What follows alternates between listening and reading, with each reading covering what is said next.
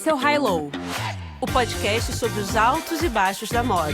O meu nome é Olivia Merchior e eu sou Isabel Junqueira. Oi, Oli! Oi, Bel!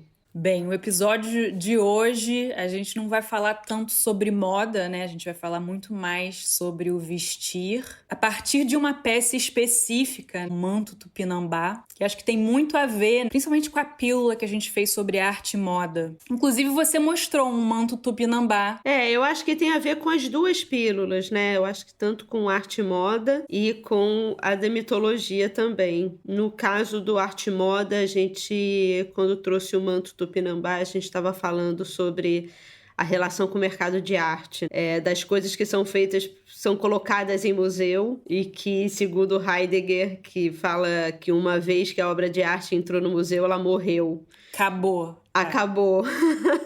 Toda a fruição e toda a potência foi colocada de uma maneira obsoleta numa parede, onde tira a relação verdadeira, né, com as coisas. Agora, imagina num manto. Né? Num manto que não foi feito pensado, no caso do manto tupinambá, ou qualquer tipo de vestuário com valor simbólico e ritualístico muito forte para uma cultura, e aí ele é colocado ali entre vidros para ser apenas observado.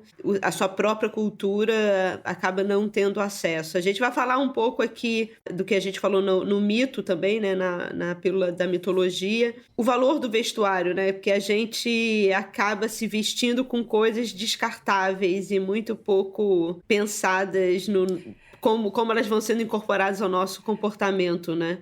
Agora mesmo, né? Eu estou com uma gola rolê cinza, completamente blá, você está com uma camiseta preta. Exatamente, ou né? seja, zero. Eu acho até que a gente tem que se empolgar um pouco mais nas gravações, Olivia. Mas por isso que as pílulas estão aí. É verdade, aí a gente capricha um pouco mais, né? E agora acabou de começar uma exposição que une todas as obras da Lígia Pape, inspiradas nos tupinambás. Tem uma menção à penagem, nos apetrechos, nos ornamentos dos tupinambás. Eles usavam penas de várias aves, mas a principal era a do guará, né? Que é uma pena vermelha, alaranjada, assim, bem forte, muito impactante. As vermelhas eram de guarás e as azuis de ararunas. E, por acaso, eu reencontrei uma amiga aqui de Paris, uma artista, fotógrafa chamada Lívia Melzi, e ela me escreveu falando assim: Isabel, eu queria te mostrar uma série, um trabalho que eu tô fazendo sobre os mantos tupinambás. E lá fui eu para casa dela e ela me mostrou todo o trabalho dela que ela está fazendo sobre os mantos tupinambás. É bem interessante porque ela mostra os mantos, como ela diz, em várias cenas. Então, desde os museus, então ela visitou todos os museus, e é importante a gente ressaltar que só existem 6 mantos que a gente sabe, né? Da existência, 6 mantos, os 6 em instituições europeias, né? No Brasil não tem nenhum. Então, ela visitou, documentou. Então, o trabalho dela inclui desde as fotografias até a troca de e-mail com os curadores. É tenso, assim, não é fácil de ter acesso a essas peças. Mas ela também está em contato, né, com a comunidade tupinambá, principalmente agora que está concentrada na Serra do Pandeiro, na Bahia. Inclusive, a Lívia fez a ponte com a gente do High Low com a Célia Tupinambá e com o Cazé, que são 2 lideranças indígenas. Então, vocês vão ver ao longo desse episódio trechos de áudios da Célia Tupinambá e do Cazé. A Célia Tupinambá, ela é professora, documentarista e ela é presidente da Associação dos Índios Tupinambás da Serra do Pandeiro. Ela tenta, né, ela reconstitui o manto tupinambá, inclusive a Lívia, né, que viu muito mais manto do que ela, o que é surreal, né? Elas trocam muito informação para a Célia conseguir reconstituir esses mantos. E o Cazé também é uma grande liderança tupinambá. Ele é professor na Universidade Estadual de Santa Cruz.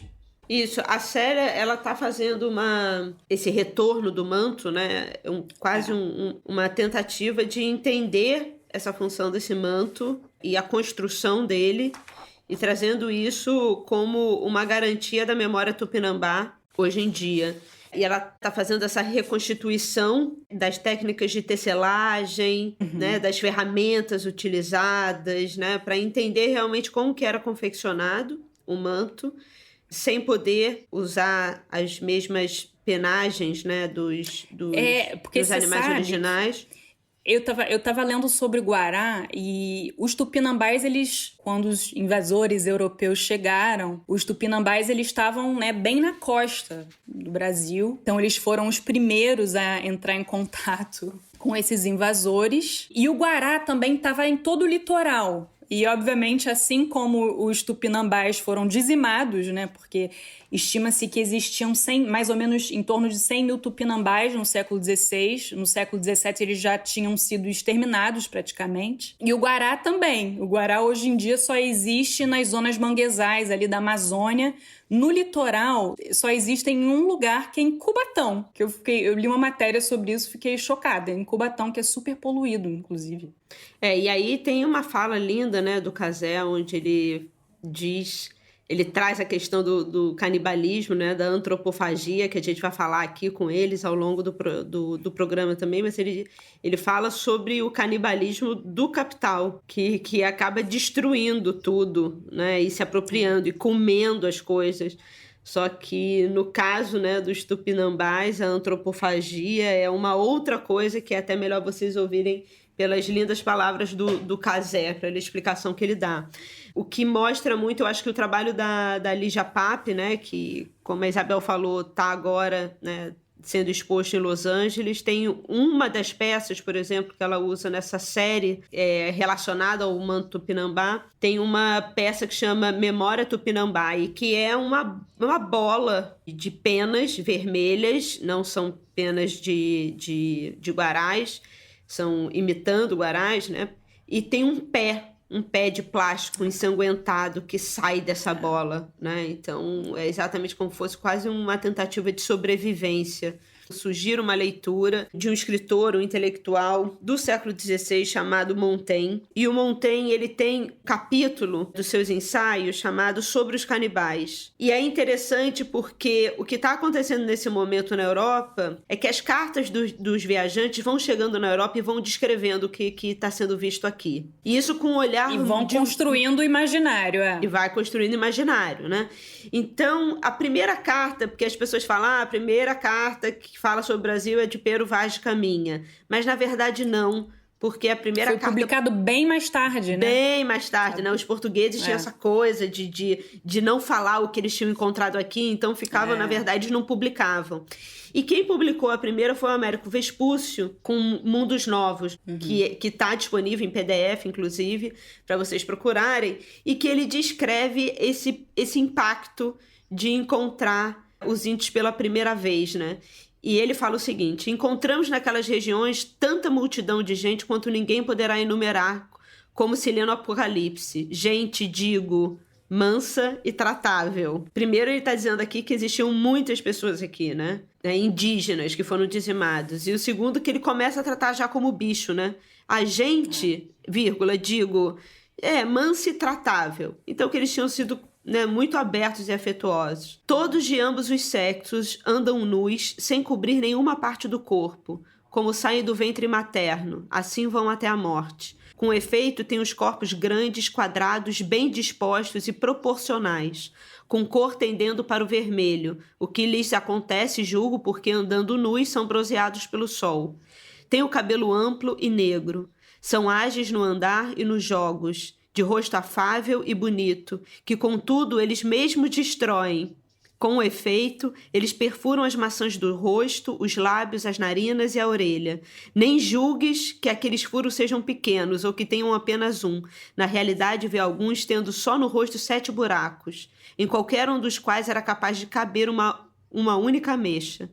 Tapam seus furos com pedras azuis, marmóreas, cristalinas, de alabastro, belíssima, com ossos branquíssimos e outras coisas elaboradas artisticamente. Bem, e aí no final ele começa a gerar uma ideia de monstruosidade, principalmente pelo fato, né, dele dizer que eles comem gente. O que essas primeiras cartas dizem eles são bárbaros, eles são libidinosos, né? As mulheres, principalmente, são extremamente libidinosas, são bonitos, né? São gente boa, são afáveis, são ágeis. E, de certa maneira, até hoje, né? Quando se pensa no Brasil, se pensa num lugar de festa, se pensa num lugar onde as pessoas são amigáveis. Todo mundo meio pelado, né? Todo mundo meio pelado. Se pensa num lugar onde o sexo acontece de tudo quanto é canto e um lugar de pessoas bárbaras. O fato é esse. Então é interessante como isso se mantém, né? Essa coisa se mantém. E aí, o que aconteceu nessa época também, os mantos chegaram na Europa, é que esse encontro não foram só os mantos que foram trazidos, né? Existe, eu e Bel, a gente sempre... Eu acho que a gente já falou isso em alguns capítulos, talvez. Entre a gente já falou diversas vezes de uma festa brasileira em Rouen, na França, que aconteceu em 1550 pelos publicitários, entre aspas, da época, que queriam vender suas expedições ao Brasil e queriam levar pessoas e queriam vender os livros que falavam sobre o Brasil. E eles fizeram uma grande festa onde eles trouxeram centenas de índios nas caravelas. Não apenas os índios, mas também contrataram prostitutas, marinheiros, para se despirem, ficarem nus, que nem os índios, para eles recriarem um ritual indígena para mostrar ao Henrique II. E depois disso, várias vezes esses rituais e essas festas aconteceram.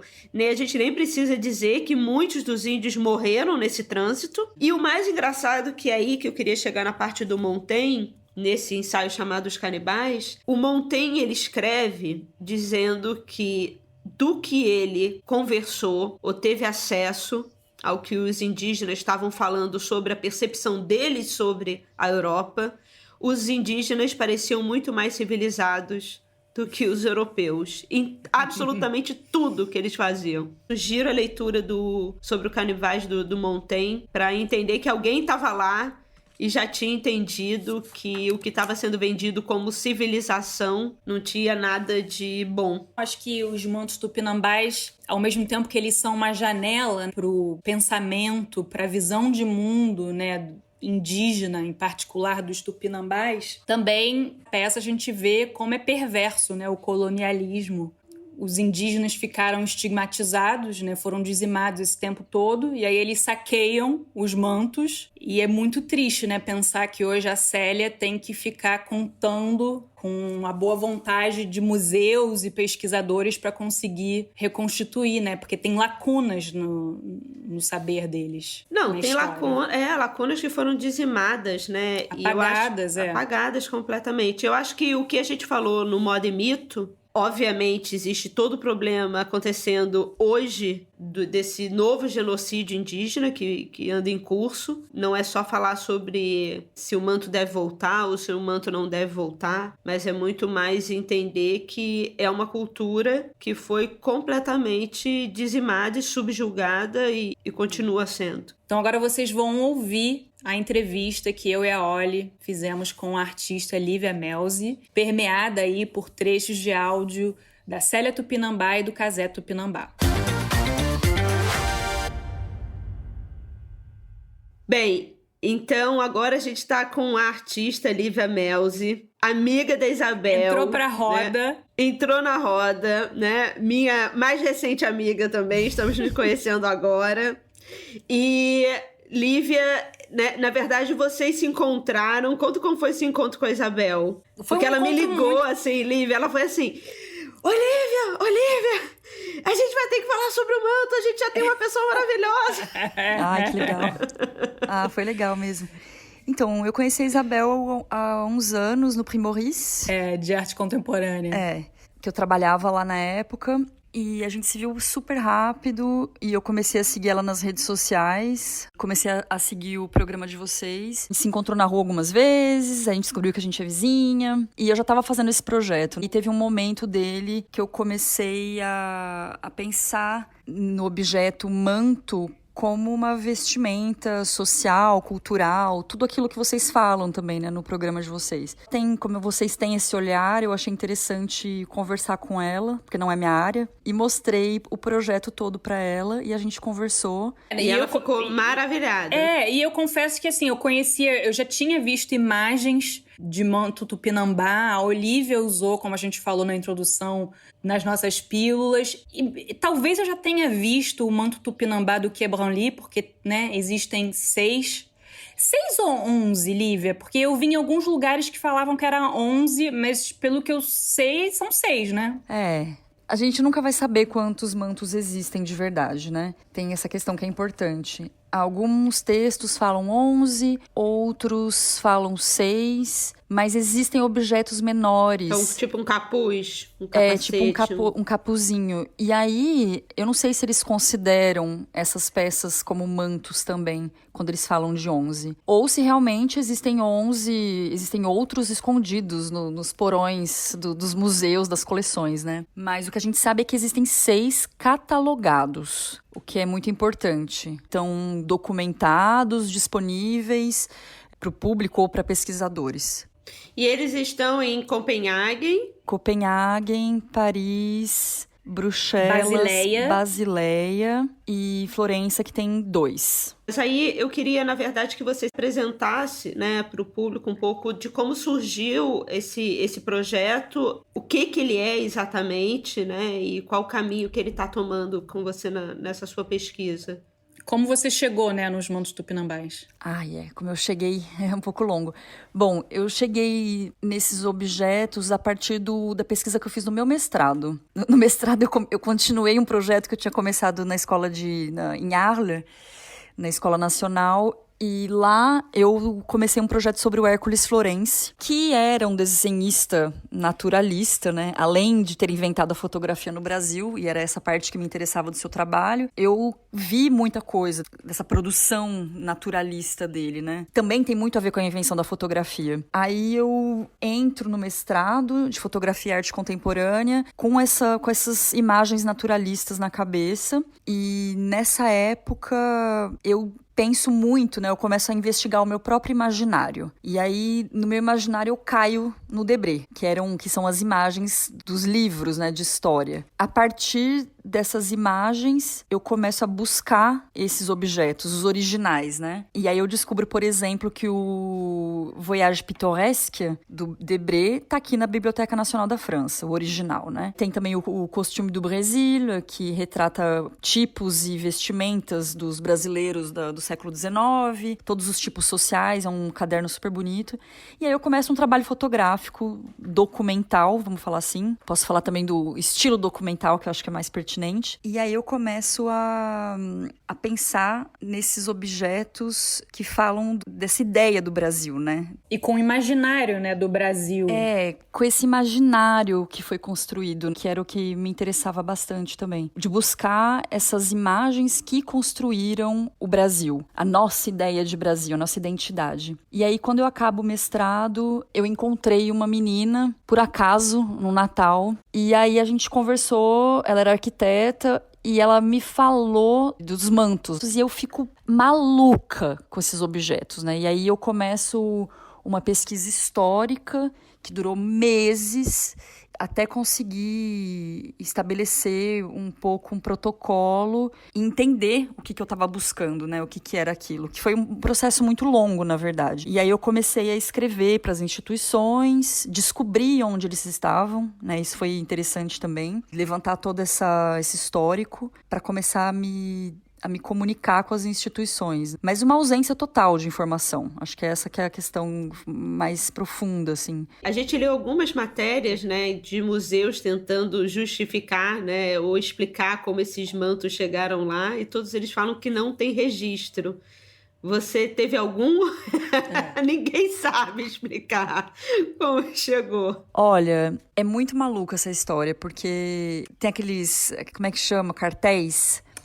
Aquela ficha de informação. Não é cartel? Acho que é cartel. A gente fala cartel em francês, mas é essa ficha, vamos chamar de ficha. Toma esse cuidado de fotografar também essas fichas, esse lugar de escrita, né? E aí eles sempre contam uma história enorme, eles dão o histórico do manto, mas eles nunca afirmam como que isso aconteceu.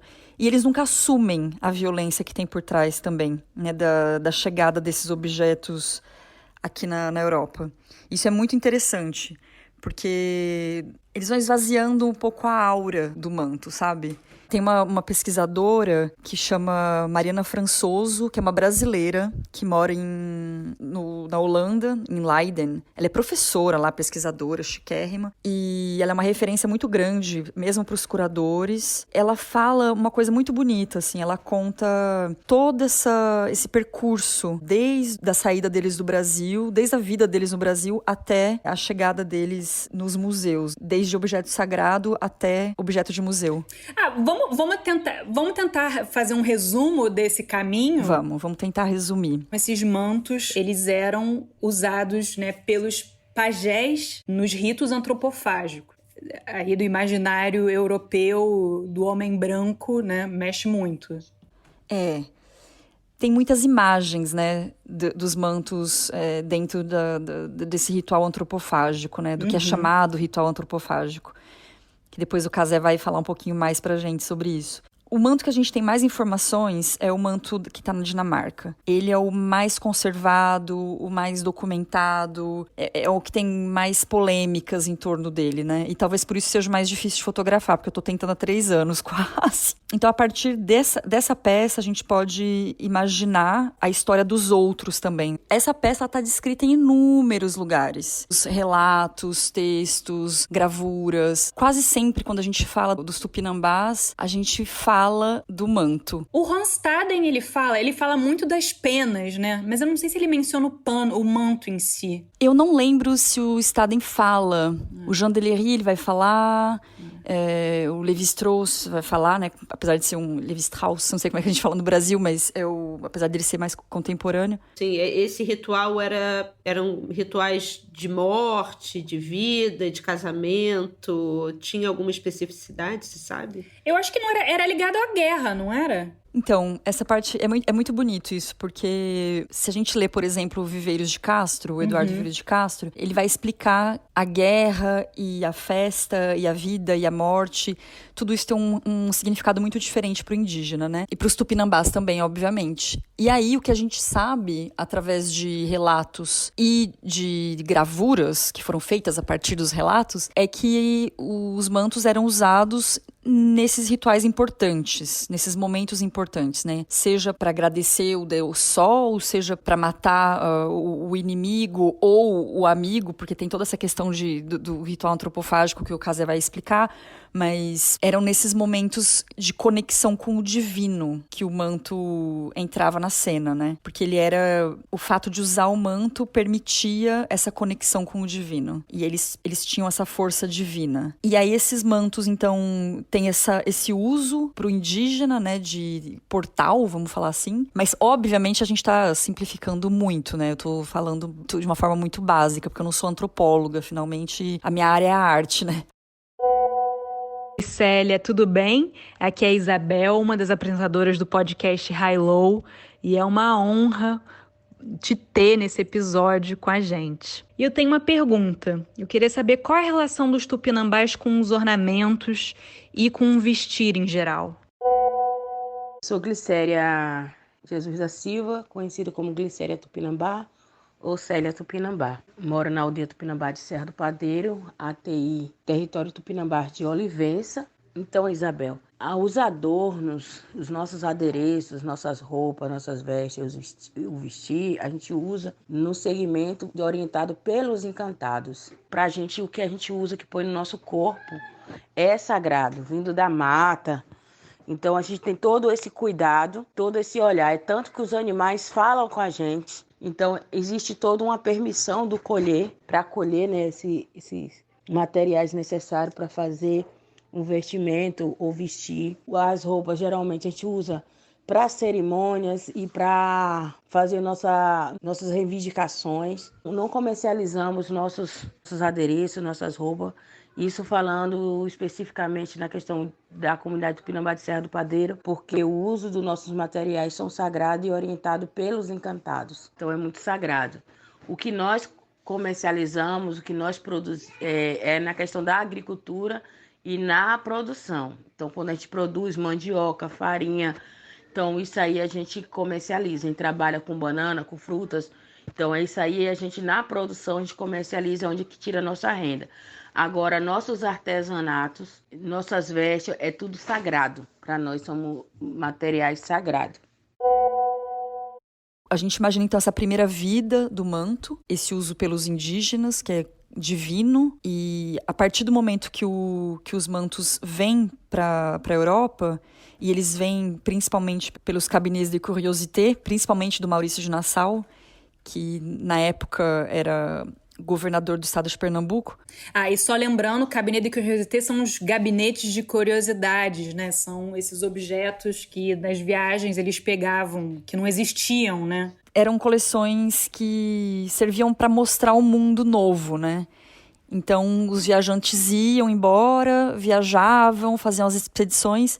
E aí, só lembrando, né, para quem também queira ter a curiosidade de saber que essa história do descobrimento, né, no século XVI, era de um interesse gigantesco, né?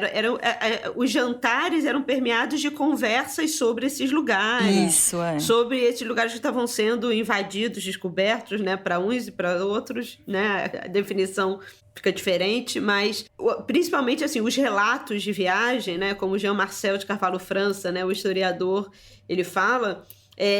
Essas publicações eram extremamente cobiçadas, eram coisas da alta elite e era muito interessante, era como se fossem histórias, né, mágicas de monstros e povos, então realmente isso tinha um interesse muito grande. Tem até um livro que é muito bonito do Ítalo Calvino, que chama Cidades Invisíveis, que é exatamente essa lógica, né?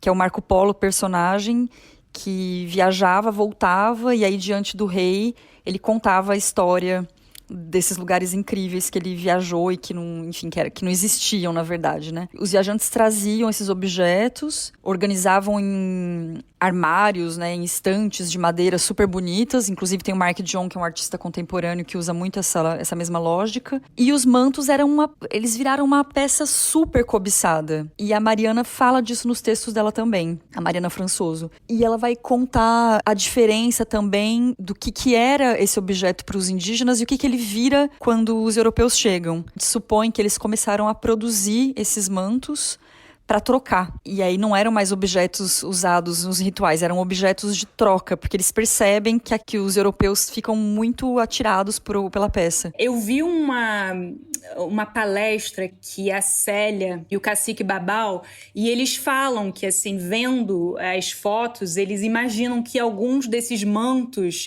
até pelo bom estado dos mantos, tenham sido presentes. Sim, tem essa história. Que essa já faz parte dessa outra vida do manto, né? Então, o manto de Copenhagen, por exemplo, que tem um estado de conservação muito, muito bom, provavelmente foi um presente. Agora, como que ele foi construído, né? Se ele foi usado ou não, a gente não sabe muito bem. Vira uma peça de escambo e aí ele muda o sentido da peça já, né? Do sagrado pro comercial, vamos falar assim. E aí os mantos chegam na Europa. E aí eles entram dentro desse circuito econômico, político, social dos cabinets de curiosité, das coleções, até eles chegarem nos museus. Agora, uma coisa muito interessante que você tinha contado, e depois eu também achei em vários sites de museus falando sobre os mantos, que durante um tempo eles foram apresentados como mantos astecas, né? De Montezuma. Gente! Olha os apagamentos aí. Não, é ficção, né? As pessoas vão colocando a sua boa vontade. Fanfic. Eles ganham essa nova identidade, né? Porque eu acho que eles não sabiam, ou não queriam saber, na verdade, nunca saberemos, né? Mas tinha essa questão, eles tiveram essa identidade mexicana, pelo menos o manto de Bruxelas, né? Porque até hoje a ficha do manto de Bruxelas, a identidade do manto tá escrito manto dito Montezuma, né? É o nome dele até hoje na ficha.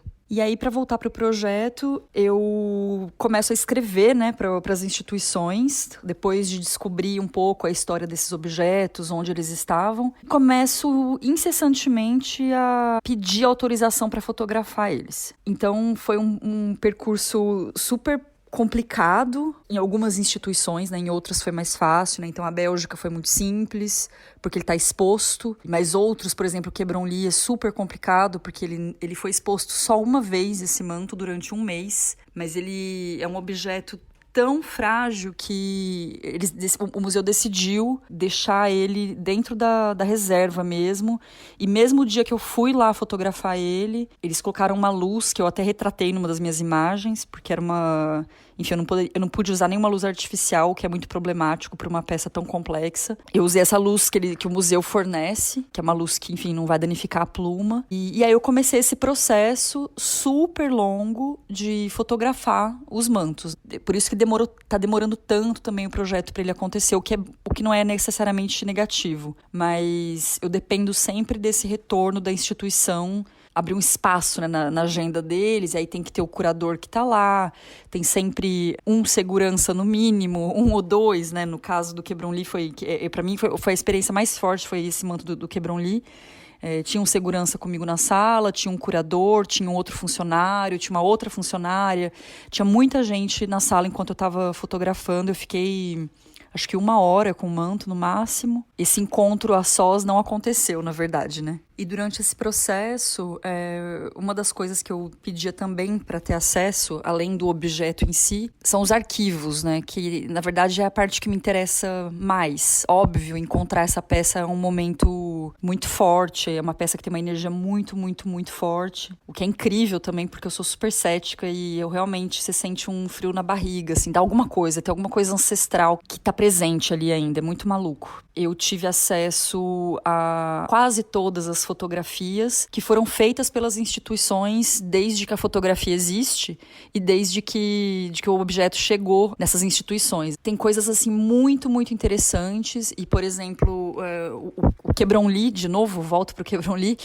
eles têm uma coleção enorme, eles têm mais de 70 imagens do manto Tupinambá que está lá, e é muito bonito ver como a evolução da mídia também, né, da fotografia, porque você vê as primeiras fotos desse objeto lá no começo do século, as placas de vidro, as fotografias preto e branco, por contato, depois o papel baritado, né, que a gente chama. Aí a gente chega nos anos 80, tem o diapositivo, e aí tem o negativo preto e branco, depois tem o preto e branco, depois você tem o negativo colorido, diapositivo, até chegar em fotos super tecnológicas, né, que são as atuais, né, as contemporâneas.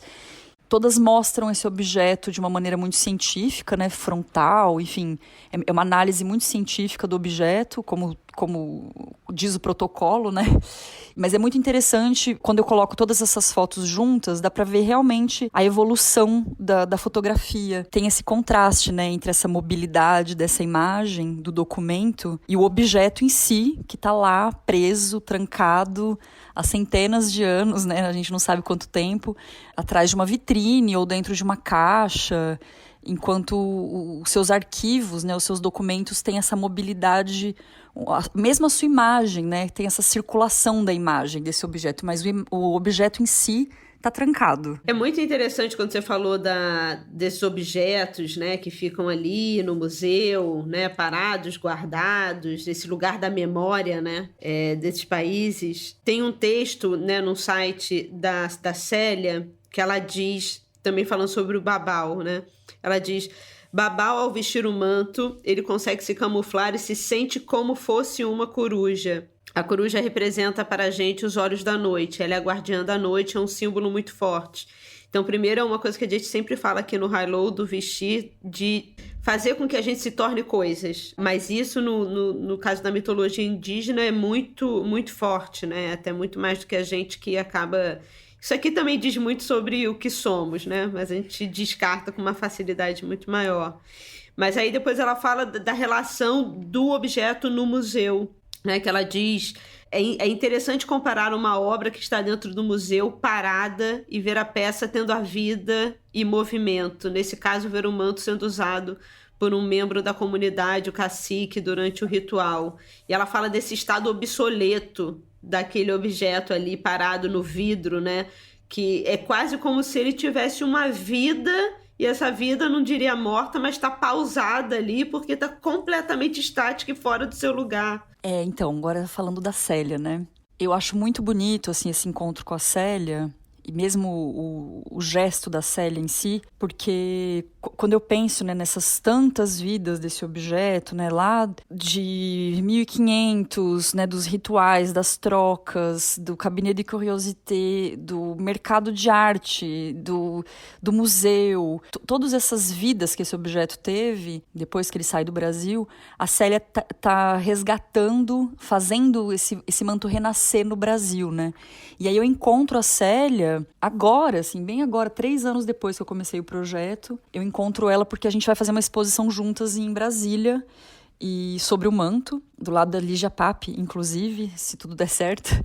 E aí a Célia começa a conversar comigo e me contar um pouco, né? A gente começa a conversar sobre o trabalho uma da outra, para tentar entender, né? Eu não conhecia o trabalho dela, não sabia que ela estava fazendo os mantos.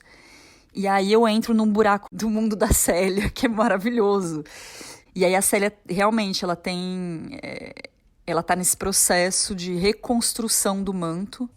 Eu li um texto da Célia, né? Que a Célia, para os nossos ouvintes que não devem saber, ela só viu um manto tupinambá pela primeira vez em 2018, quando ela veio para Paris. Isso. Né, para participar de uma exposição. Ela foi convidada para vir aqui para Paris. Ela pediu para ver o objeto. Eu acho que ela deu uma palestra, inclusive, no Quebron-Li. Ela participou desse colóquio. E aí ela encontra esse objeto, né? Ela pede para ver o manto. Eles deixam ela ver o manto. Ela tem esse encontro que foi super forte para ela. E, inclusive, eu pedi até para ela, na época que ela me contou isso, eu falei: você não tem nenhuma foto? E parece que alguém gravou esse encontro, mas ela mesma, eu acho que ela não tem nenhuma foto. Eu fiquei muito impressionada, assim, que ela não registrou, né? Que ela não ficou nessa fúria de registrar esse encontro.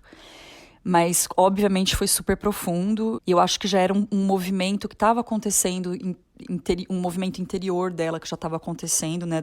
Dessa observação desse objeto, né? Observação profunda desse objeto, do senso desse objeto, né? Desse manto. E aí o que ela me conta, a nossa conversa começa a ficar muito interessante, principalmente para mim, porque ela começa a me contar esses encontros que ela teve com esses objetos, né? Então eu começo a perceber que o renascimento do manto, o reaparecimento do manto no Brasil, ele tem muito a ver com a imagem. Porque, né, a Célia, ela encontra uma mulher em 2008, uma antropóloga, a Patrícia Navarro, vai mostrar para ela umas transparências com essas imagens, né, desses mantos. Provavelmente alguma dessas imagens que eu cruzei, que eu tenho também no meu arquivo, porque eu tenho todas as imagens das instituições, dos museus. Então ela vê essa primeira imagem em 2008, alguns anos depois ela reencontra essas mesmas imagens, agora dessa vez a imagem do Museu da Basileia, que são placas de vidro, imagens preto e branco. Ela reencontra isso e aí ela guarda de novo essa memória, né? E aí até que em 2018 ela tem esse encontro com o manto, né? O verdadeiro manto, né? O objeto em si. Que também no final vira uma memória, vira uma imagem na cabeça dela. E a partir desses encontros com a imagem, mais outros encontros que ela faz, né, porque ela começa a pesquisar e perguntar para os mais antigos, né, como que era esse objeto, qual que era a memória que o povo guardava desse objeto. E óbvio, tem a questão do que esse objeto representa e a questão da luta. Aí ela vai começar a fazer o objeto de novo. Oi, Célia, tudo bem? Quem está falando é a Olha, do Hello Podcast. E apesar de ter muitas perguntas, Infelizmente, eu vou ter que me ater aqui a uma delas.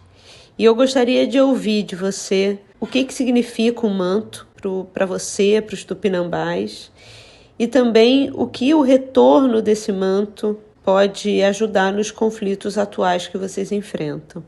O manto tupinambá para nós é sagrado. Segundo a informação que eu tenho do meu sonho, que foi um presente do céu para a terra. É um presente dado aos encantados, para os pajés. As magés também podem usar, no caso as mulheres, né? Tem esse controle sobre essa questão do mundo espiritual, desse outro céu. Ele faz a ligação entre o céu e a terra e a harmonia com a natureza. Também é fundamental para o uso da cura, da festividade e de se tornar a natureza. Então ele é uma espécie de comprimento que você e a natureza se unem. O retorno do manto, isso quer dizer para mim, como foi visto no meu sonho, fazer de novo o brilho do céu brilhar de novo na terra. Porque o manto foi tirado de cena, né? Foi tirado de movimento, foi tirado dos portadores. Quando a gente torna o manto, então traz essa ligação entre o céu e a terra, cabendo a gente fazer ela brilhar. E isso é muito importante para a luta do povo tupinambá, porque resgatar e saber que os fazeres, a trama, o jeito, o gestual todo não estava perdido, está aqui dentro da comunidade, nas nossas memórias dos mais velhos, né? Nossas bibliotecas vivas, né? Os nossos guardiões, os nossos anciões, né? É que detêm esse saber. E a gente não tinha despertado para isso. Quando eu tenho acesso, contato com o manto visível, né? Então me tocou muito e o manto tinha algo a me dizer. Quando a gente retorna, a gente vai resolver já um conflito já, porque Cacique Babau recebeu o título de doutor honoris causa e ia fazer a graduação para colar, então eles iam vestir ele. É reconhecido o conhecimento indígena, mas não era autorizado dentro da universidade ele ser colado grau com as vestimentas, com a cultura, da cultura. E sim, teria que vestir a beca, o rabelo, tudo. Então eu tive a ideia de fazer o manto, confeccionar o manto, justamente para ter essa força política, né, que o manto tem. E ia ter uma grande visibilidade para mostrar, né, que a cultura é forte, a cultura é presente, ele está reconhecendo o conhecimento indígena. E a universidade ainda quer que as pessoas tenham o mesmo pensamento, o mesmo modo, é reconhecido o conhecimento, mas não é permitido o indivíduo estar lá presente. E aí a ideia era fazer um corredor com os indígenas, todos vestidos, trajados com a cultura, e colocar o manto nele. Só que aí, como veio a pandemia, não foi possível fazer esse evento. Mas teve outra repercussão, que foi a Universidade do Recôncavo Baiano, através de Jurema e Felipe Milanês, que abriu um projeto, um outro céu, e o qual gariou vários artistas indígenas, né, para apresentar suas artes, e o meu manto foi selecionado. E ele já foi para um mapa de conflito, que é o mapa que mostra a arte e a guerra. E aí vai mostrar o mapa de conflito que existe sobre os territórios, sobre os povos indígenas, os conflitos. Então o mapa já vem com essa potência de dar visibilidade à luta dos povos, à luta do território. Então ele vem com uma força muito presente e maior. Então ele traz uma potência, ele é a personalidade, o manto tem uma personalidade. E isso nos fortalece muito mais. E o portador dele também. Quando eu falo da luta, né, que eu falei dessa luta, na verdade, essa luta é a luta da terra, né? Essa briga, pelo direito do território deles, né? E eu acho que é isso também que é muito bonito, como que a imagem atravessa esse processo da Célia, o lugar que ela se posiciona como mulher indígena, como ela observa esse objeto, como que ela resgata a memória desse objeto, não só a memória dela, individual, mas a memória coletiva, porque ela vai conversar com a comunidade, com os mais velhos, ela vai entender o que é esse objeto, que ela, óbvio, ela conhecia, ela já tinha ouvido falar, mas detalhes, né? E aí ela começa a entender as tramas para a construção desse objeto. E ela começa a fazer paralelos também, porque ela entende que, por exemplo, para fazer a trama do que segura as penas, né? Era o mesmo ponto de uma outra rede. E aí ela começa, assim, aos poucos, entender.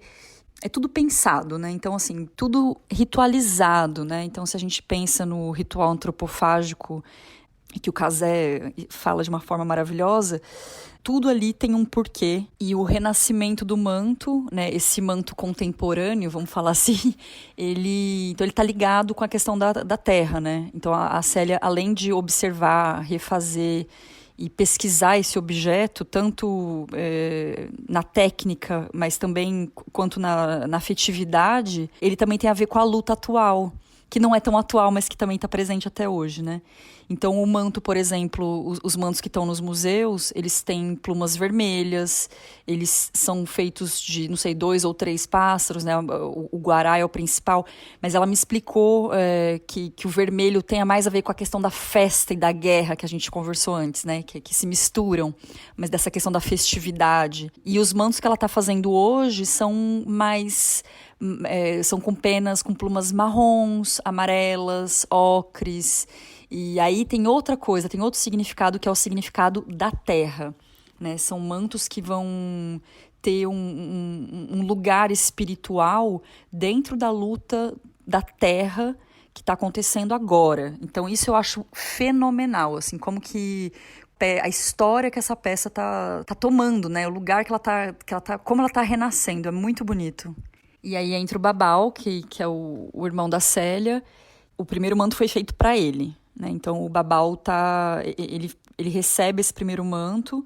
Ele é um cacique, né? Então ele também tem um lugar social ali muito bonito. Inclusive, só um parênteses, eu acho muito bonito que a Célia fala pajé e magé. Era um termo que eu nunca tinha ouvido. Ela sempre fala o próximo manto é para uma magé. É para uma magé. Eu acho muito bonito isso. Lívia, quando a gente esteve juntas, você me lembrou de uma imagem que eu acho que eu vi na época, mas que eu já tinha esquecido completamente. Que é uma imagem muito reveladora de 2 tupinambás. Não, era uma mulher e um homem, né? A Dona Nivalda, que foi uma grande liderança, e eu não lembro quem era a outra pessoa, mas eles estão na exposição do Redescobrimento em 2000, que é quando um dos mantos tupinambás da Dinamarca volta para o Brasil, né, depois de séculos, e é apresentado nessa exposição. E essa imagem triste, né, dos tupinambás olhando dentro de uma vitrine, né, de nitrogênio, né, que você tinha me falado, para conservação. E nessa época teve, depois disso, um movimento para tentar repatriar, né, o manto. E pelo que eu entendi, não é mais o caso, nem é tão importante para eles ter aqui. Assim, eles querem ter acesso, quando eles quiserem, nos museus europeus, mas que pelo menos conseguem conservar. Mas para eles, pelo que eu senti, é muito mais importante saber reconstituir agora o manto do que trazer de volta esses mantos de 5, 6 séculos atrás. A história desse manto da Dinamarca voltando para o Brasil ela é absurda em todos os sentidos. Eles impuseram condições assim muito doidas, né, para o manto voltar, condições de preservação, de transporte, aluguel, enfim, foi uma história muito maluca. Eu até gostaria muito de encontrar alguém que participou, que lembra, que tem informações mais precisas, porque eu acho muito, muito interessante essa história e eu tenho pouca informação. E realmente a peça foi exposta, a Dona Nivalda vai, que na época era uma líder também, ela vai encontrar, ela é convidada aí nessa exposição. Ela vai... A história que o Cazé me contou, a Dona Nivalda, ela chega na porta, acho que foi na Oca, em São Paulo, a exposição, e ela anda direto, assim, ela vai direto andando em direção ao manto. E isso eu achei muito maluco, como se realmente ela vê o manto de muito longe, ou ela sente, e ela vai diretamente no manto. E aí tem essa foto que foi... Que saiu na capa da Ilustrada, que é muito triste, né? Que são esses 2 indígenas tupinambás, que estão diante desse objeto, que é talvez o símbolo de poder, identidade e força mais forte que eles têm, e que está atrás de uma vitrine, que não pertence mais a eles, e que eles nunca viram, na verdade, né? Que eles só ouviram falar, eles têm só essa memória coletiva, né? Material. Na época, eles fazem um pedido de repatriação, que eu acho que é um assunto muito maluco, muito grande, grande, muito complicado, porque pela experiência que eu tive, eu acho quase impossível pensar numa repatriação desses objetos. E eu também não sei se é interessante. Eu acho que tem muita coisa que me escapa ainda desse assunto. Quem tem que saber isso é eles, né, na verdade. Acho que é eles que têm que dar essa resposta, não a gente. Eu não sei, eu já tive várias respostas diferentes para essa questão. Então tem, por exemplo, a Célia, que está nessa busca totalmente original, independente, autônoma, né, de trazer esses mantos de volta, a repatriação deles. Mas tem outros personagens, né, outras pessoas tupinambás que acham que é importante. Porque também, né? É e não é. Então, o Cazé, por exemplo, quando eu converso com ele sobre isso, ele fala, olha, esses objetos já estão mortos, né? A vida deles já acabou, eles já estão lá faz tanto tempo. Tem sentido trazer esses objetos de volta? Não tem. Mas ele fala que tem uma simbologia muito grande, politicamente, ainda mais nesse momento, fazer esse pedido. E o Cazé é essa figura que também, esse personagem que cruzou meu trabalho. É muito bonito porque ele tem todo o conhecimento ancestral, a língua, e ao mesmo tempo ele é um indígena que fez mestrado, que fez doutorado, ele frequenta, né, todos esses mundos, assim, é muito bonito escutar ele falar.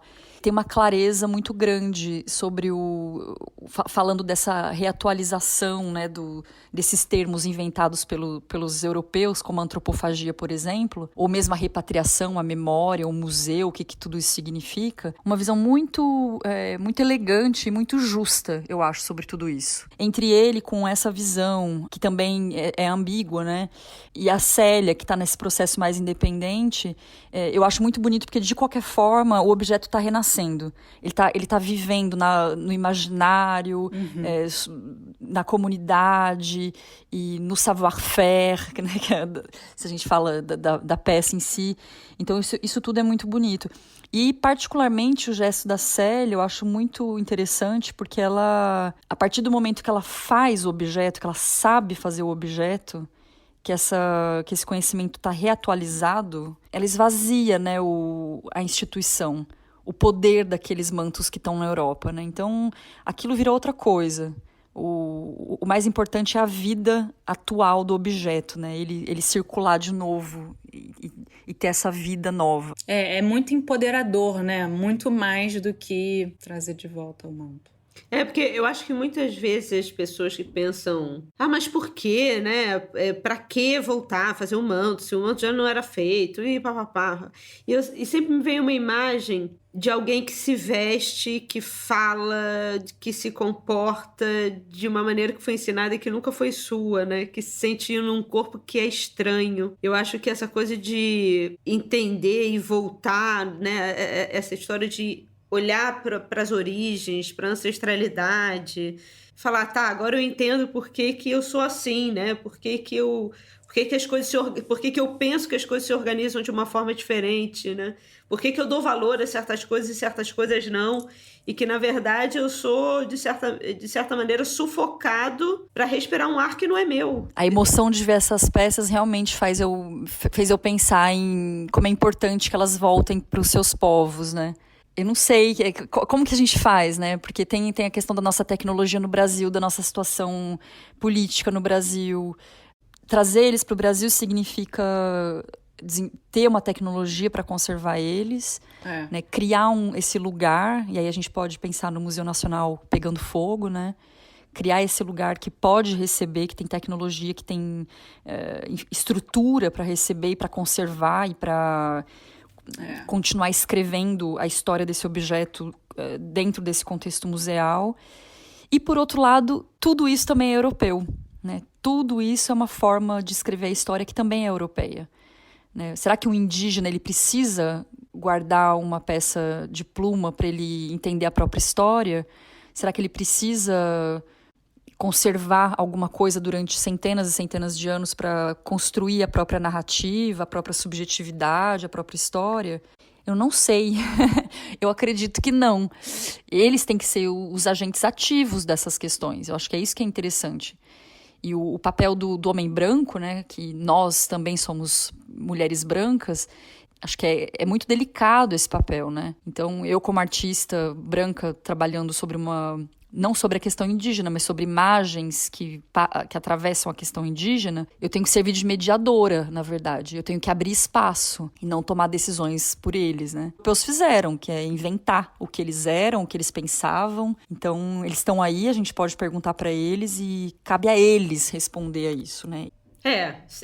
Eu acho que é isso também, eu concordo. Ou deixar voltar, apodrecer. Deixar ele voltar e morrer e terminar a vida dele, o ciclo dele, né? O que a gente falou muito para quem, né, não todo mundo aqui esteve na aula sobre mitologia, que a gente falou um pouco desses aspectos dos rituais, Lívia. A gente trouxe uma antropóloga, né, o texto de uma antropóloga chamada Aracy Lopes da Silva. Ela diz o seguinte, que a vivência cotidiana, né, das coisas que orientam, que dão sentido, que permitem interpretar acontecimentos e ponderar decisões nos indígenas, são de modo sintético expressas com clareza exemplar através da linguagem altamente simbólica da dramaturgia dos rituais. Música, gestualidade, estereotipada, mas sempre criadora, ornamentos corporais mais ou menos exuberantes, outros recursos permitem o contato com outras dimensões cósmicas que aquela habitualmente ocupada pelos humanos e com momentos outros de mundo e do processo da vida e também da morte. E aí ela diz que nos rituais indígenas as coisas efetivamente acontecem. Não é apenas um ritual. Ela diz que o ritual permite a experiência e nela transformação e ainda a ação. Sai-se desse ritual renovado, em outra condição. Em muitas sociedades indígenas, o ritual é o momento mesmo da inserção da humanidade no universo mais amplo. É o lugar mesmo da confluência e da presença concomitante do sobrenatural, da natureza e da humanidade. E, por outro lado, da reafirmação dos laços de solidariedade interna, da troca recíproca, da expressão concreta da dimensão econômica dos ritos, através da redistribuição e partilhas, por exemplo, de alimentos. Então, assim, é uma coisa, né? É uma coisa de realmente dar significado para aquilo para o seu mundo. Nossa, lindo. O Cazé, o pouco que eu conversei com ele, ele me coloca em contato, né? Me colocou em contato com essa questão coletiva, né? Com a ideia coletiva indígena. E se a gente pensa na antropofagia também, isso entra completamente, porque para o indígena não tem hierarquia entre ele e a natureza, né? Isso muda tudo. Então, um indígena e um ser humano e um animal e uma árvore e um espírito e uma planta e o passado e o presente, a guerra e a festa, não tem hierarquia. Eu acho lindo porque é uma sociedade muito horizontal, né? E a questão da antropofagia, essas conversas sobre antropofagia com o Cazé, elas começam porque o assunto cruza o meu trabalho, né? Obviamente. Porque, enfim, não só porque os tupinambás eram antropófagos, mas porque a antropofagia foi um grande sujeito nas imagens feitas do Brasil. Então, durante algum tempo, as imagens dos canibais, né, dos ameríndios canibais, elas construíram mesmo, né, a identidade do Brasil aqui na Europa. E aí eu fui selecionada em 2019 para um salão de artes aqui de Paris. Na época eu não tinha as 6 fotos, né, os 6 mantos.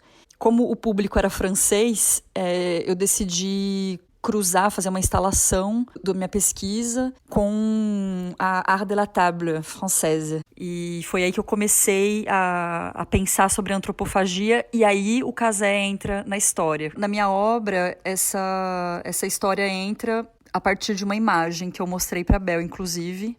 Iconic. Isso, que é uma imagem bem conhecida. Aquela imagem do conquistador europeu, que inclusive, né, ele essa imagem de tupinambás, né? É de tupinambás? Sim. Mas se você for ver, assim, até a forma física dos personagens, inclusive os índios, né, os indígenas, é com padrão europeu de beleza, de proporção, entendeu? É inacreditável. Eles têm corpos gregos, né? Então, não foi o Hans Staden que... Não foi baseado nos escritos do Hans Staden que ele fez essa gravura? Foi. O Théodore de Bry, ele fazia gravura, ele era bem... A gente tá lá em 1600, tá? Só para falar, para atualizar as pessoas, né? Para dar um tempo. A gente tá lá em 1600 e tem esse personagem, esse Théodore de Bry, e ele era muito famoso, ele fazia gravuras, era um artista. Ele tem uma coleção de livros, porque é isso, né? Ele tá trabalhando e criando imagens numa época que a América tá sendo invadida e as primeiras imagens da América estão chegando na Europa. E aí ele constrói uma série de imagens que mostra os povos, né, da região que hoje a gente chama Brasil, né? Dentro dessa série tem, acho que 6 ou 8 gravuras que, na verdade, mostra todo o ritual antropofágico, né? Da guerra até o churrasco final que eles fazem. E eu uso uma dessas imagens, que é uma imagem que é muito conhecida, até para os franceses, né? Essa imagem faz... Quer dizer, até para os franceses, né? Para a gente conhece muito essa imagem, mas na França eles também conhecem muito essa imagem. Ela também faz parte desse imaginário, dessa iconografia dos franceses, né? Do Novo Mundo. E ele usa realmente vários relatos, ele começa a pesquisar e ele cria essas gravuras a partir de relatos de viajantes, de expedições, de jesuítas. E aí tem a história do Staden, que é esse alemão, que morou também com os tupinambás, e ele volta para a Europa, e ele que vai contar essa história, que depois tem um livro, né? Ele vai contar a história desse francês, esse episódio desse francês que foi devorado. A escolha dessa imagem, ela se dá também pelo valor político que ela tem, né? Porque essa imagem, ela é icônica, mas também porque ela autorizou uma chacina enorme, né? Ela teve um uso político enorme. Então, ela chega essa série de imagens desses homens nus, canibais, que não acreditavam em Deus, que... não tinham um só parceiro, né, que viviam na poligamia. Então, tudo isso, essas imagens, elas autorizam, como eu vou falar, uma opinião pública de massacre, né? Então, isso autoriza o massacre, a escravidão e a exterminação desses povos. Então, essa imagem, ela é muito profunda, ela é muito problemática. E aí, o que eu faço, né? Qual que foi o gesto? Que foi o que a Bel viu, né? Aqui em casa, ela está estendida aqui. Eu decido transformar ela numa tapeçaria. Eu pego essa imagem e levo num lugar que chama Aubusson, que é uma fábrica de tapetes. Eles são muito famosos por isso, os tapetes dos reis. Então tem uma coisa muito nobre, né? Tudo muito nobre. O jeito que ele... Como é que fala? Os detalhes, a matéria, o jeito de fazer. E aí tem essa questão de aumentar essa imagem, já porque ela é uma gravura pequena, relativamente pequena, e eu mando fazer uma tapeçaria gigantesca para mostrar também a complexidade do ritual antropofágico, porque aí eu estou cruzando, na minha peça eu cruzo essa tapeçaria, ela faz parte de uma instalação que tem uma mesa de jantar e, enfim, com todos os objetos da Art de la Table Française. E aí a ideia é entender como o ritual antropofágico, que foi tão simplificado para justificar esse massacre, ele é tão elaborado e tão raffiné quanto os códigos de mesa da França, né? Quanto a culinária francesa. E que, na verdade, trocou, né? Porque a gente até no início aqui do capítulo, né? A gente estava falando de Rouen, quando os índios começam a ser levados para os festivais, né? Para mostrar para o Henrique II aquela loucura que não acontece só uma vez, acontece de forma recorrente. E que, na verdade, no primeiro, né? Tinha essa construção do bom selvagem. Olha, eles são selvagens, mas olha como eles são legais, né? Eles estão aqui com a gente. Não, né? Vai animalizando, né? Exatamente. Porque eles começam a precisar dessa mão de obra. E aí, por isso que essa imagem do indígena também vai mudando nas narrativas. E muda depois também com a chegada dos negros, né? Dos africanos.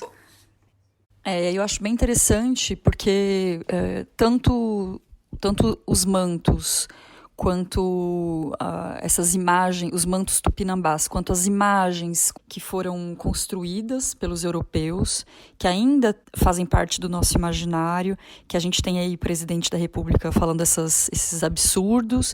Para mim, né, como o meu território é arte, é meu material de pesquisa, né? É questionar essas imagens, e mais do que questionar essas imagens, é entender o que elas falam para a gente hoje. O que olhando essa imagem do Theodore Debris ou esses mantos tupinambás fechados nos museus tão longe do Brasil e alguns mesmo inacessíveis, o que essas imagens estão falando para a gente hoje? E não é uma resposta, porque eu não tenho resposta nenhuma, mas são essas perguntas que essas imagens fazem. E aí como que a gente relaciona tudo isso, esses objetos que são antigos, essas histórias e toda essa narrativa que é tão antiga, como que elas entram hoje? Porque elas ainda são atuais. E o que eu acho interessante é que o Cazé, nesse momento, quando ele fala da antropofagia e mesmo da própria cultura em geral, mas da antropofagia especificamente, ele eleva a antropofagia, né? Ele devolve a aura da antropofagia, a complexidade, e vira um ritual absurdamente sofisticadíssimo, na verdade. Para os nossos ouvintes que não escutaram, mas vão escutar o Cazé, porque a gente vai terminar com a fala dele, mas ele fala também basicamente duas coisas, que o ritual antropofágico não é nem canibalismo, porque não é uma questão de você de dieta, digamos assim, de se alimentar da carne, né? É uma cerimônia religiosa para você adquirir a espiritualidade, as habilidades, você incorporar aquilo, né? Tem um momento que ele fala assim, é tão forte, é tão sagrado, que até a própria palavra antropofagia não dá conta do que é. O momento que eu acho mais bonito é quando ele pede, né, para a gente decolonizar, né, a ideia de antropofagia. A palavra não dá conta, né? Ela não cabe. A complexidade do ritual é tão grande que mesmo a palavra ela é pobre perto do ritual em si. É porque não é o antropo, né? Não é o homem. É porque mesmo a ideia de homem é muito mais ampla, né? De ser vivo. Não é sobre comer um homem, né? Antes da gente deixar os nossos ouvintes com as palavras do Cazé, que é esse líder tupinambá que fala, né? Assim, eu vou ter que dar uma editada na fala dele, porque senão fica muito longo. Eu queria agradecer a Lívia pela generosidade dela de dividir com a gente todo esse conhecimento, o trabalho dela, dividir os contatinhos de Lívia, né, que são muito especiais. A Célia Tupinambá, também gostaria de agradecê-la pelos áudios que ela nos enviou. E também a Lívia, que é a fala do Cazé, faz parte do trabalho dela, né? É uma edição do trabalho dela. Muito obrigada, Lívia. Eu fico muito feliz pelo convite, adorei conversar com vocês. Agradeço muito pelo espaço, principalmente pelo espaço de voz do Cazé e da Célia, né? E dessa história também que é maravilhosa e que, enfim, que pertence a todo mundo. Assim como a luta indígena, né? Acho que a gente está num momento político tão delicado e acho interessante a gente entrar em contato, todo mundo, né? Entrar em contato com essa subjetividade que foi tão massacrada, com essa identidade que também faz parte da gente, que a gente sempre menosprezou e que a gente precisa se reapropriar de alguma forma e respeitar principalmente, né, o lugar dessas pessoas, a existência delas, o conhecimento delas. E eu acho que essa peça, esse manto, ele contém toda a história, tanto do Brasil quanto dos brasileiros também, né? A gente adorou então também. Isso. É o tipo de conversa que poderia durar dias. Mas, então, tchau, Lívia, tchau, olha, mas o episódio não acaba aqui. Agora a gente vai ficar com o Cazé. Obrigada, Lívia. Beijo, Bel. Beijo, Oli. Catuara, Catu Caruene, Catu Pituna. Catuara é bom dia, Catu Caruene é boa tarde, Catu Pituna é boa noite. Bom dia, boa tarde, boa noite. Na língua tupi dos tupinambás de Olivença. E me botara opa catuana o Pacatu. E desejo que tudo bem com todas e todos, na medida do possível, nesse enfrentamento atual, né, que todos nós estamos que ter com a doença da pandemia da Covid-19. Mas estamos aí com a fé dos encantados e a força das energias da natureza. Meu nome é Casé Angatu, Chucuru Tupinambá, estou falando aqui do território indígena Tupinambá de Olivença, no sul da Bahia. Quando nós falamos de ritual antropofágico e de antropofagia, vale a pena só lembrar de algumas coisas logo de início. John Forbes, que é um historiador indígena norte-americano, nos conta em seus livros que os indígenas norte-americanos, alguns deles, disseram que os invasores, os europeus, assim nós chamamos aqueles que vieram do outro continente, invadir, ocupar nossas terras, usar o nosso povo como invasores, eles sofriam de um grande mal, uma doença que os meus parentes norte-americanos, alguns deles chamavam de etico. Etico seria o canibalismo do egoísmo, do consumismo, de querer sempre mais, tanto em relação às outras pessoas como em relação à natureza. Esse é o canibalismo que nós chamamos do mal, o canibalismo do capitalismo, da egofrenia. E quando nós falamos de antropofagia, nós não estamos falando de canibalismo, nós não estamos falando de devorar incessantemente a outra pessoa, mas sim ritualisticamente.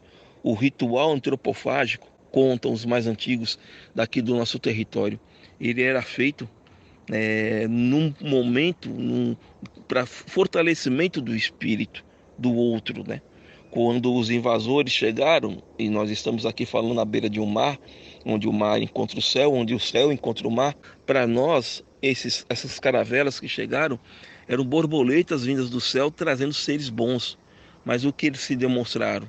Pessoas com doença, com esse etico, com uma fome cruel de devorar tudo que vinha pela frente.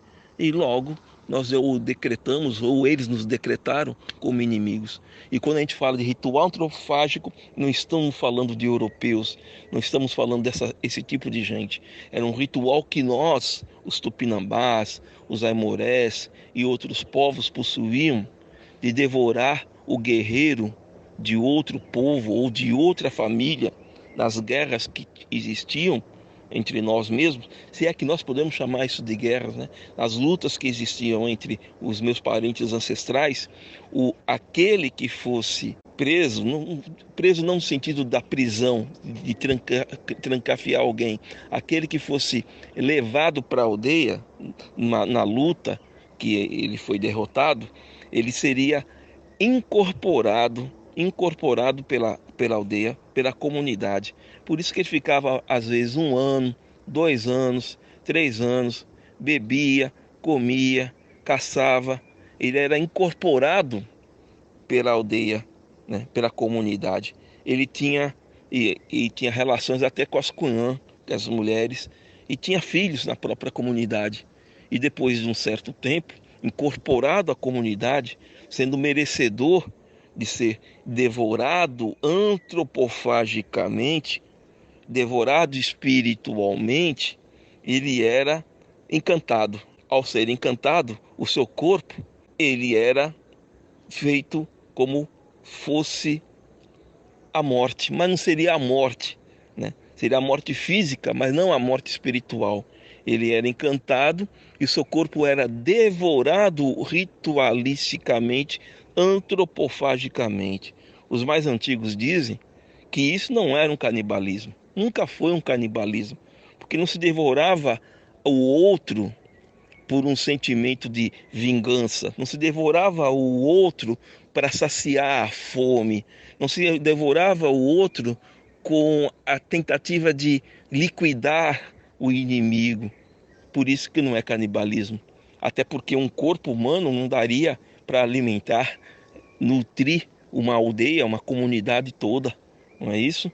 Por isso que o ritual antropofágico era em respeito ao outro, que seria devorado, e seu corpo, e sua angá, sua alma, seria incorporado ao nosso corpo, à nossa angá, à nossa alma, Por isso que ele seria encantado.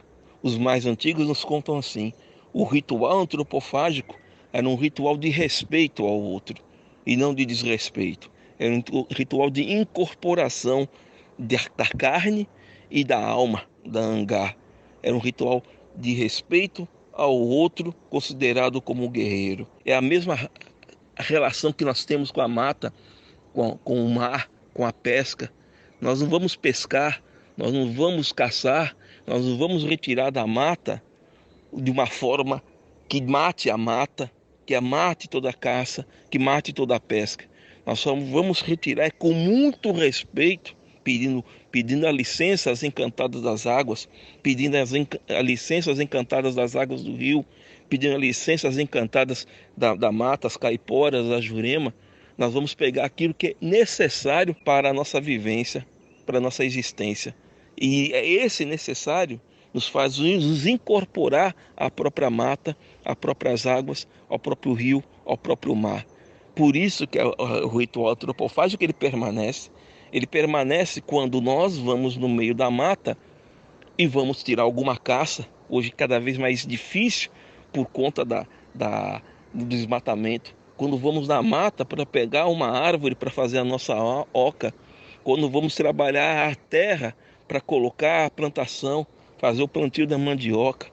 Isso é um ritual antropofágico. Nós estamos devorando a terra, a mata, mas devorando respeitosamente, assim como ela nos devora. Nós incorporamos a natureza nos incorpora.